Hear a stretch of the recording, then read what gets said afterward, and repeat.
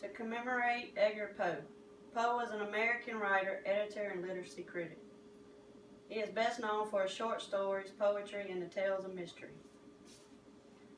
Who would have thought that a man who married his teenage cousin, who had a gambling and drinking problem, would be known as one of the world's greatest poets? Poe is acknowledged as one of the most brilliant and original writers in American literature today.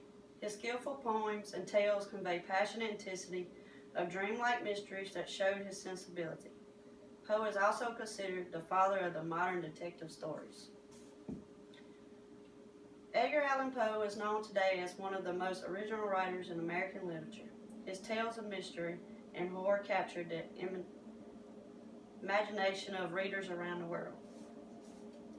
Poe was born January 19, 1809, to traveling actors David and Elizabeth Poe. When Poe was just 2 years old, his father walked out of his life. Just 2 short years later, Poe was hit again with the loss when his mother died. Poe was then adopted by John and Frances Allen. Poe's adopted father, John Allen, was a successful tobacco merchant who strived for Poe to follow him in the family business. However, Edgar Allan Poe preferred poetry over profits. Poe lived most of his life in poverty. In 1835, at the age of 26, he landed in an editorial position. It was also around this time Poe devoted all his attention to his cousin Virginia. Virginia then became his literacy inspiration and his love interest. Poe and Virginia were married in 1836. After his marriage, Poe went on to write several spine-tingling tales. He desperately had a craving for fame. He achieved the status when his poem The Raven was published in 1845. In the poem, he explored some of his common themes of death and loss. Edgar Poe went on to create work in different forms.